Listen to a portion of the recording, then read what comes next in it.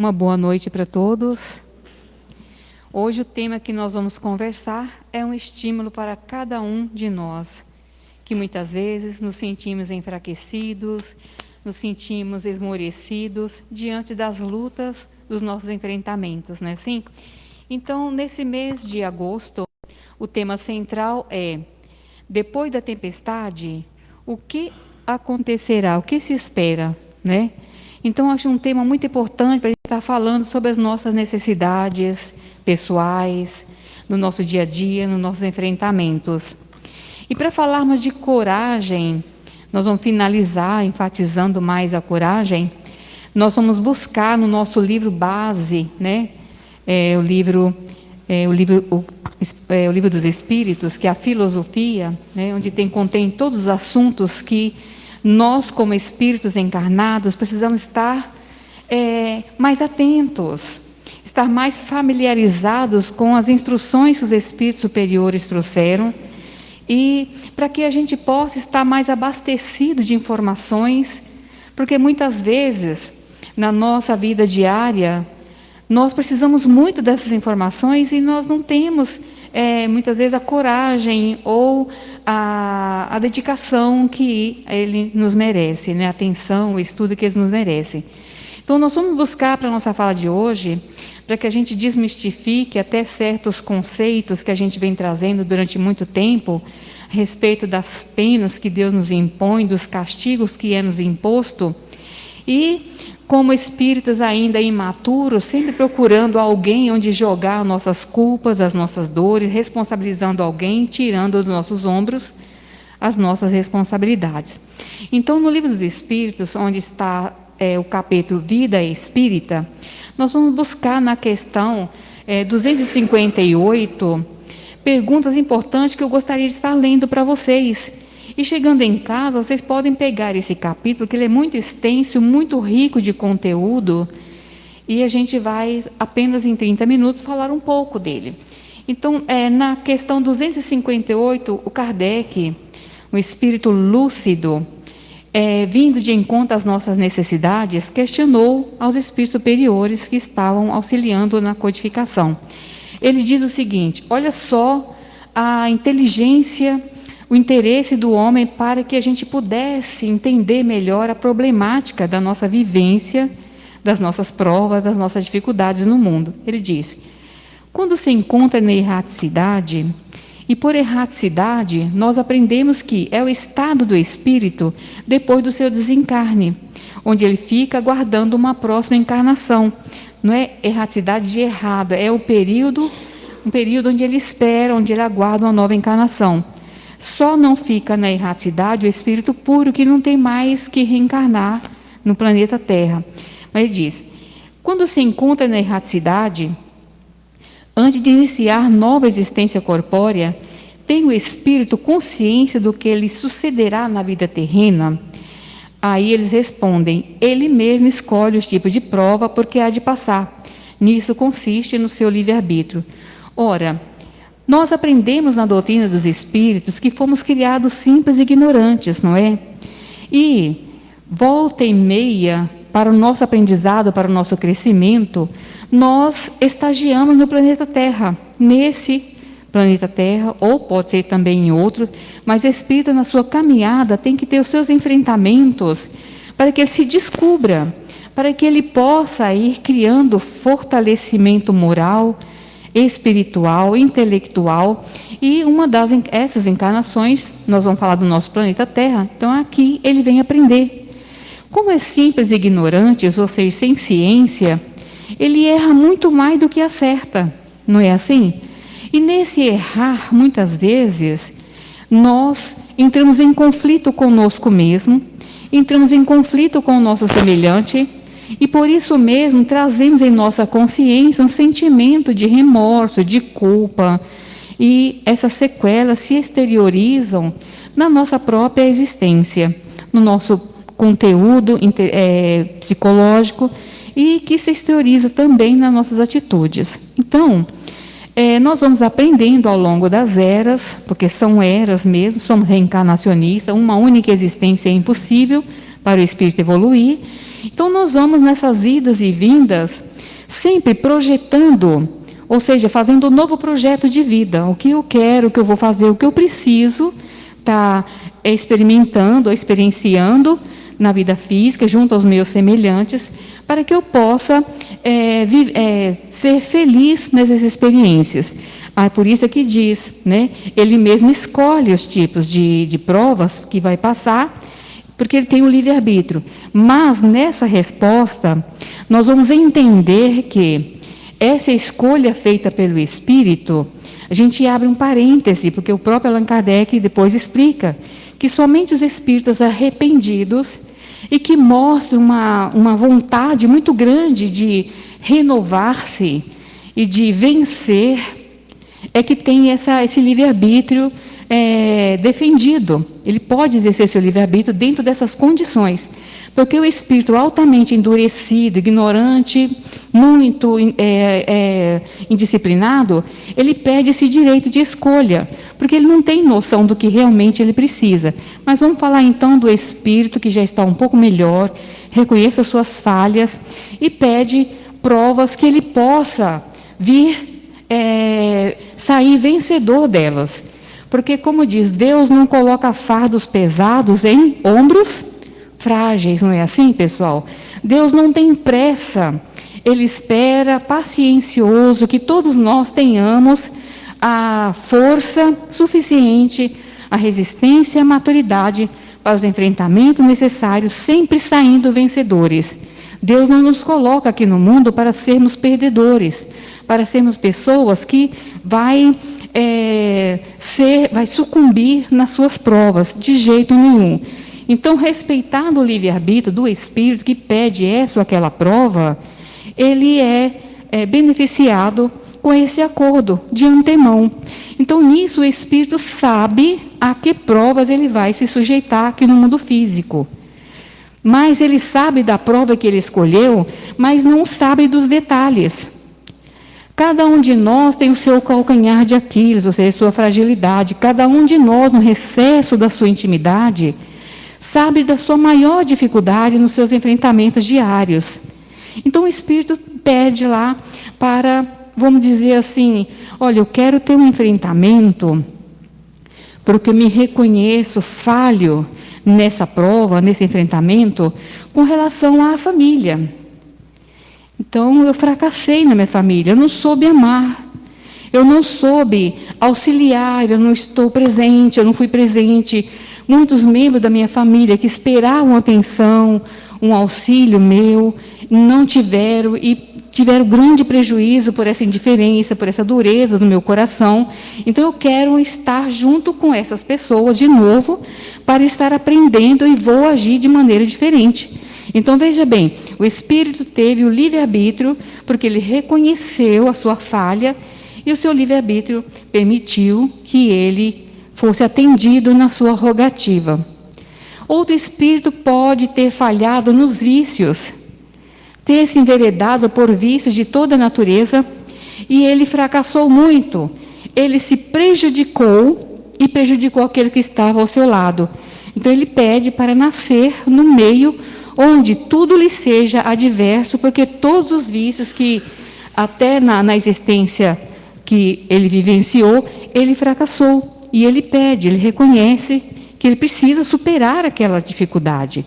Então, é-lhe permitido que ele nasça numa família onde os pais, ou a parentela, ou os vizinhos, ou seja, o meio onde ele vai viver, seja cercado de facilidades naquele vício que ele havia se perdido. Ele pediu. Então, outro também pede a prova a uma vivência de pobreza, porque ele teve muito dinheiro nessa outra que passou, e ele meteu os pés pelas mãos, e ele reconhece que ele usou muito mal o dinheiro em benefício próprio, deixando muitas pessoas que ele poderia auxiliá-lo, alavancando o progresso dessas pessoas, ele usou em benefício próprio e usou muito mal. E ele reconhecido, ele pede que ele venha na pobreza, que para ele valorizar a amizade sincera, o trabalho, a honestidade, e não ser tão beneficiado com o dinheiro para que ele não dê novamente largas no seu comportamento equivocado. Então, veja bem, é o Espírito que solicita, porque nós temos a consciência do que nós fazemos. A partir do momento que a gente sente aquela dor, aquele peso, aquela coisa ruim que a gente não sabe nem dar o nome, mesmo encarnado, a gente sabe que a gente fez coisa errada. Não sabe, pessoal? Tem alguma coisa que está aqui me angustiando, não sei o que foi, quando a gente vai deitar, eu acho que foi aquilo. Eu acho que falei uma palavra dura com alguém. Eu acho que eu fui ciumento com a minha esposa. Eu desconfiei do meu esposo. Eu agi mal com meu filho. E isso, mesmo que a gente não saiba dar nome, são dor. São provas que a gente tem que enfrentar. Então, veja bem, o Espírito sabe que prova que ele vai passar. Só que no meio do caminho, tem muitos acessórios ou muitas outras coisas que vão se agrupar, vão se reunir na vida daquele espírito. Porque muitas vezes, vocês podem perceber, nós sofremos, muitas vezes não é por um problema meu, mas é extensivo aos familiares. É uma separação de um filho, como dói a separação de um filho, né, gente? Um casamento que não dá certo. Como a gente sofre quando o filho não ouve um conselho e parte para o lado errado. Como a gente sofre com a doença de um familiar, não é assim? Muitas vezes nós sofremos, não é pela dor nossa, propriamente dita, mas por todos aqueles que estão ao nosso redor. E muitas vezes nós não suportamos. Muitas vezes nós não aguentamos e abandonamos. Quantos esposos não abandonam suas esposas quando tem um filho doente, ou quando ela própria adoece, ou a esposa também não quer saber de passar uma vida de dificuldade junto com aquele marido que ganha tão pouco, ela vê novas estrelas no mundo e parte na ilusão. Então, nós somos assim frágeis, iludidos. Então, as nossas escolhas, os grandes acontecimentos, nós escolhemos, mas tem os pequenos que vão se somando. E é isso que muitas vezes vai fazendo com que a gente se enfraqueça na coragem. Muitas vezes nós ficamos tão assim desvalidos de coragem, entregamos os pontos, como diz hoje, jogamos a toalha, né? Achando que está tudo perdido, está tudo ruim, que as portas se fecham. É o desemprego, é a doença, é a dificuldade em família, é a minha própria dificuldade em entender meu posicionamento no mundo. São as cobranças de mim para comigo, das pessoas para comigo, de mim para com as pessoas. Então, são muitas dores, são muitas dificuldades, são muitos enfrentamentos, mas que agora, de posse do conhecimento, eu não posso mais jogar a culpa nos ombros dos outros. Eu sou o responsável, porque disse Jesus a cada um segundo as suas obras.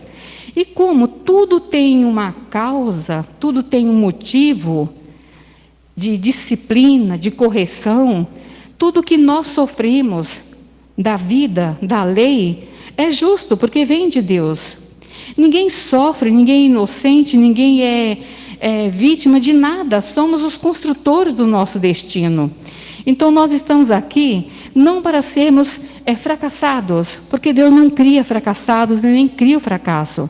São experiências malogradas, que a gente precisa levantar e começar de novo, tendo sempre a oportunidade de começar de novo, e tendo sempre as ferramentas necessárias, e tendo sempre os auxiliares que anônimos, muitas vezes não são tão anônimos, mas que estão sempre à nossa disposição.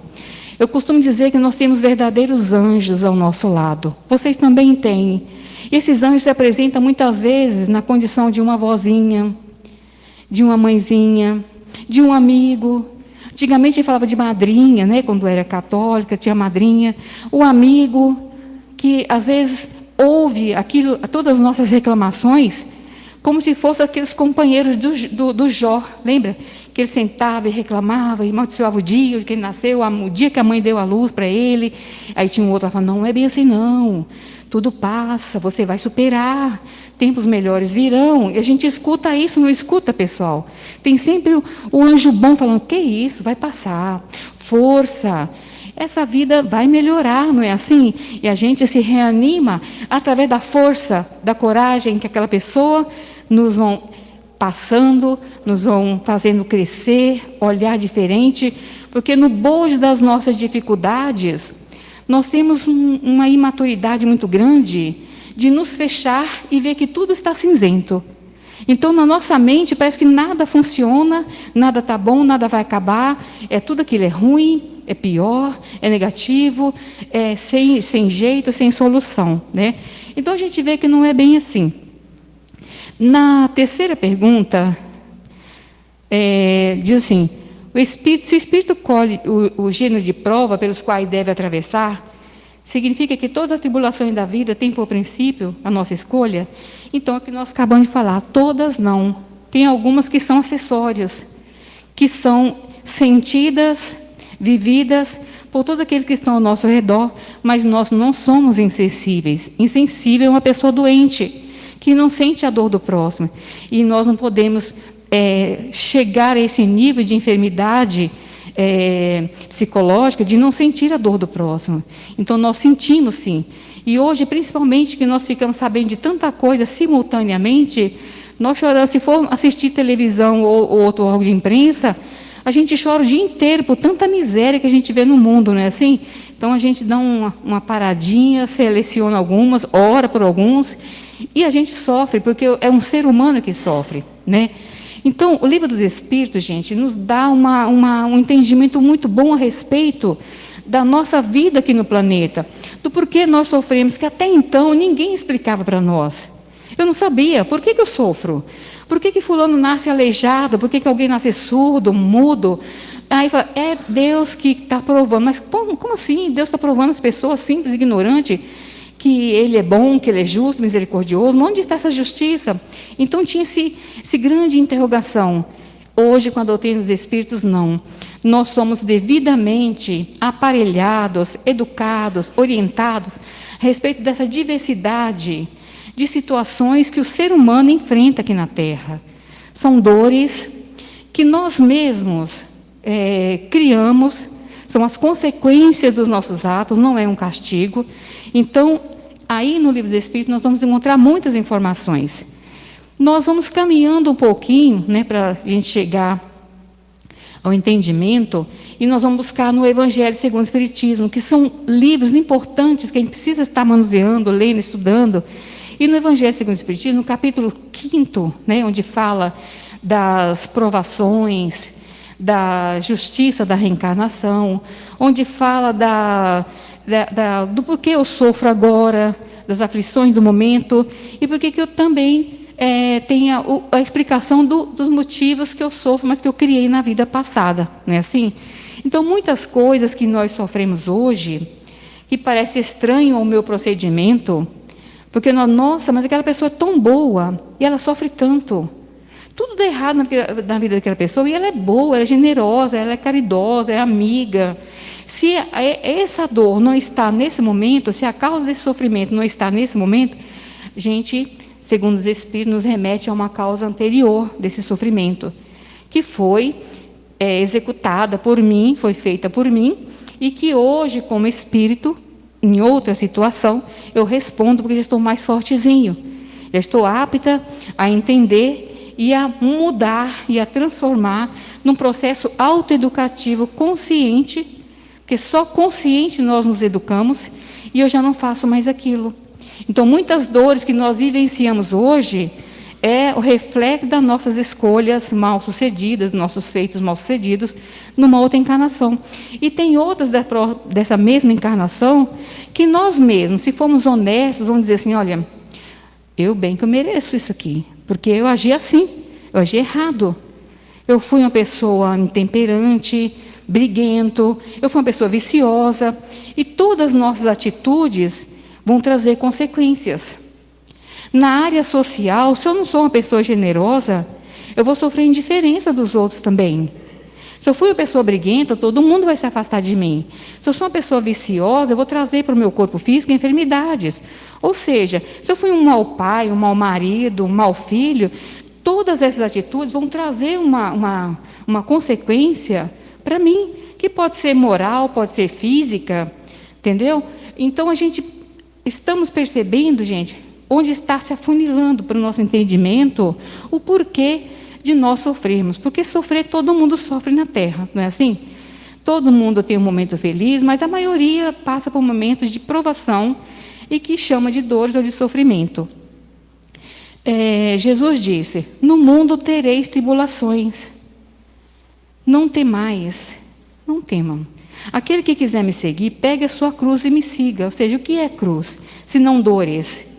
Então Jesus, ele sabedor disso, ele colocou a sua mensagem de esperança e colocou de forma tão simples e tão bela, que a gente se encanta toda vez que lê uma parábola do filho pródigo. A gente se encanta quando lê a parábola da dracma perdida, da ovelha perdida. Ou seja, nós somos alvo da atenção de Deus, da atenção dos bons espíritos, que não medem esforços para socorrer o irmão pequeno, o irmão ainda frágil, o irmão aí que não descobriu a sua finalidade na vida.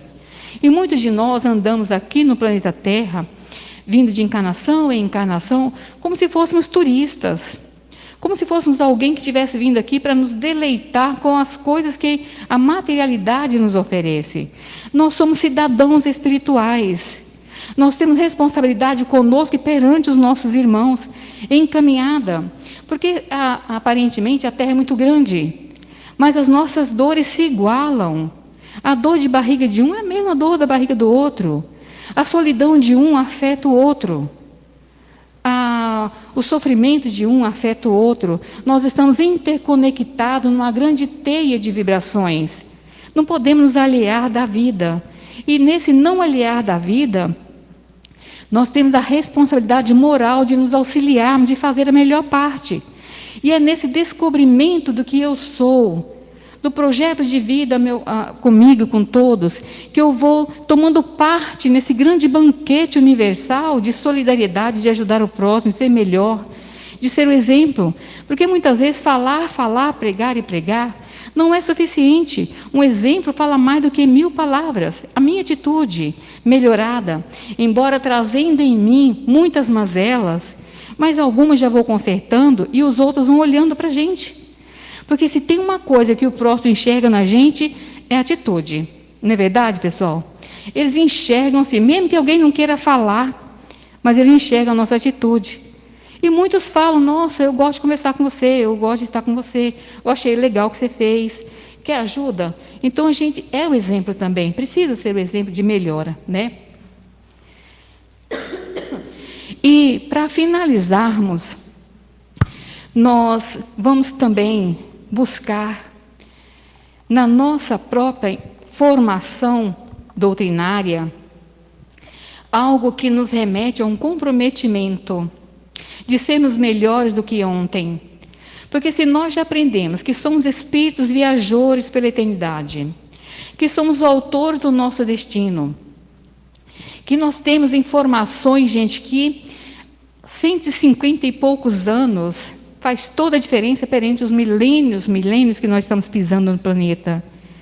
Precisamos ter a dignidade moral, de termos a coragem moral, de sermos diferentes. Termos a coragem significa nos tornarmos humanos. Humanos no seu verdadeiro sentido da palavra. Porque muitos de nós andamos ainda com o corpo físico, mas não somos exatamente o ser humano. Jesus era o ser humano por excelência. E nós encontramos naquele espírito que a gente aprendeu a amar. Não aprendeu a obedecer ainda, mas aprendemos a amar. Porque só de falar em Jesus, as fibras do nosso coração já se relaxa, suaviza. Ele nos diz tantas informações. Nos veio acalentar a alma e veio nos colocar como dignos filhos de Deus. Vós sois deuses. E para aqueles que sofrem no mundo, sem coragem para levantar, disse: bem-aventurados que choram, serão consolados. Então nós estamos nessa de não apenas mais ouvir a mensagem do Cristo, bem-aventurados que choram, mas bem-aventurados aqueles que levantam, enxuga a lágrima e passa a agir na vida dos seus irmãos. Passamos de pedintes para sermos auxiliares, porque nós já temos condições. Porque até um pouco atrás nós fazíamos barganha com a divindade. Até um pouco atrás nós ficávamos só pedindo: me ajude, me ajude, me ajude. Hoje não, nós estamos na condição de dizer a Jesus: Senhor, o que queres que eu faça? Porque Ele não vai pedir, olha, eu quero que você construa hospitais enormes, eu quero que você ajude a multidão.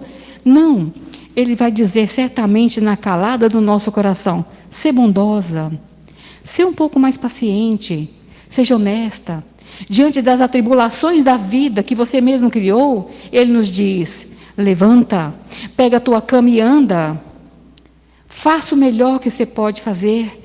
E não é extremamente aquilo que você não pode fazer. Jesus sabe disso. Então, na nossa caminhada, muitas coisas vêm de encontro, ou seja, na contramão daquilo que nós sonhamos. Porque como seres ainda encarnados, a gente se deixa levar muito pelas visões, pelas ilusões do mundo. E não vou falar para você que é errado, não é isso. É a tendência maior que a gente dá, assistência maior ou atenção maior que a gente dá para as coisas do mundo. Não nos esqueçamos que nós precisamos viver como homens do mundo, sim. Comer, beber, vestir, trabalhar, se alegrar, se divertir com nossos semelhantes, faz parte de uma vida saudável, mas nunca esquecendo o roteiro a ser seguido. Sou um ser espiritual, um cidadão do universo, que eu tenho que tomar conta muito bem de mim. E esse tomar conta muito bem é acreditar que há uma vida futura. Quando nós sabemos que há uma vida futura, porque quem disse foi Jesus, os Espíritos superiores vieram nos dizer, eles próprios testemunhos vieram nos trazer essa informação, há uma vida futura. Então nos acalenta e a coragem se levanta como uma alavanca poderosíssima, que mesmo que tenhamos que sofrer, passar os enfrentamentos que nós mesmos engendramos, ou que, por participação com os nossos companheiros de jornada, viemos a sofrer com eles, nós vamos ter sempre a nossa mente voltada, esse foco voltado. Sou um cidadão do universo. Há uma vida futura. E para termos essa vida futura feliz, que é o que nos acenam a todos, o meu começo é agora. Tomei consciência, vou começar agora. Então, vamos fazer um inventário sincero, honesto, do que eu preciso melhorar em mim, para que eu seja mais feliz, para que eu promova a felicidade. Não nessa utopia de batida de tambor rapidinho, porque muitas vezes eu não estou contente nem comigo mesmo. Então, eu preciso estabelecer um vínculo de amor comigo, um vínculo sincero com meus semelhantes e um compromisso leal com Jesus, que nós nos dizemos que é o nosso Salvador, que é o nosso Senhor, que nós somos cristãos, que nós somos espíritas. Então, precisamos nos converter a esse credo que nos diz: faça aos outros o que você gostaria que os outros lhe fizessem. Essa regra de ouro. A partir dos nossos enfrentamentos, onde nós vamos tornando humanos cada vez mais, a nossa postura é de dignidade moral, de coragem imbatível, porque está alicerçada sobre uma fé raciocinada, sobre uma certeza de que a vida continua, de que Deus não pune seus filhos, mas que todas as faltas precisam ser reparadas como medidas de correção, de educação. Eu mesmo quero, é o Espírito que quer. Imposto, que nem eu falei para vocês, só aqueles espíritos altamente rebeldes. Mas na medida que eu vou me despertando e falando, nossa, eu lesei alguém, eu maltratei alguém, eu me sinto envergonhado perante os espíritos de luz que se apresentam diante de mim para me ajudar. Então eu quero voltar para ser melhor. Eu quero a prova da pobreza, eu quero a prova da dificuldade visual. Muitos pedem isso. Nós criamos as nossas próprias lições necessárias no nosso aprendizado. Então, o que nos pede hoje é coragem. Coragem para aceitar e resignação ativa para trabalhar e superar. Então, nesse momento que nós estamos vivendo no planeta Terra, onde há muito barulho, onde há falsas alegrias, onde há falsos valores, essa coragem moral me situa e diz, não. É assim que eu tenho que fazer. Não importa se o mundo queira me inclinar a agir errado. Eu tenho um compromisso ético com a minha pessoa, com a minha individualidade. Eu tenho um compromisso ético com a humanidade. Eu tenho um compromisso ético com o Cristo, com a espiritualidade. Porque em momento algum nós estamos sozinhos. Isso é muito bom a gente saber. Muitos de nós, antigamente, pensávamos que estávamos sozinhos, que ninguém nos via. Hoje, nós sabemos que até os nossos pensamentos são vistos. Então, ninguém está sozinho, nem para o bem, nem para o mal. Mas se eu estou para o bem, eu venço o mal, porque eu quero trabalhar isso de ruim que existe em mim. Então, é uma aliança amorosa, honesta, que eu tenho com o homem velho e com o homem novo que eu quero ser. E para isso é preciso coragem. Coragem de dizer não aos vícios. Coragem de dizer não à maledicência.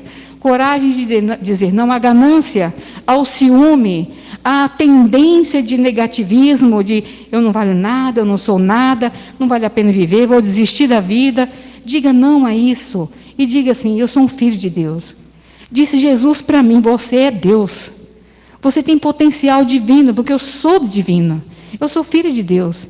Então, dentro dessa apresentação que Ele nos faz, a coragem de dizer não aos arrastamentos que até ontem era satisfatório, a dizer não aos vícios que até ontem eram prazerosos, mas que faziam muito mal. Porque diz Jesus: entra pela porta estreita, porque largo é o caminho. Eu tenho isso na minha cabeça: olha o caminho estreito. É difícil? É. Porque não é difícil porque se apresenta difícil, é difícil porque eu tenho os vícios da porta larga, as escolhas da porta larga muito arraigados em mim. Então, a partir do momento que eu me defino, que eu tomo coragem moral, aquela porta estreita já não é mais tão difícil, já não é mais assim tão complicada, porque me apresenta como deveres a cumprir, retidão de caráter, firmeza na fé, determinação de um futuro melhor. Então, nesse momento, a coragem moral me alavanca para que eu não olhe para trás e não retome o vício antigo. E terminando, eu gosto sempre de pedir para vocês, por favor, quando chegar em casa, leia o Livro dos Espíritos, nesse capítulo que eu falei para vocês, da vida espírita, no Evangelho segundo o Espiritismo, no capítulo 5, vamos tomar consciência, vamos tomar noção do que está falando. É muita coisa que nós espíritas precisamos estudar. A gente precisa tomar consciência da nossa responsabilidade como cidadão terreno, embora sendo cidadão celeste. Eu desejo a todos um bom estudo, uma boa interpretação, e que não fique apenas palavras vazias aqui, mas que possa ser assumida como compromisso moral, de força, de coragem e de renovação. Desejo a todos muita luz.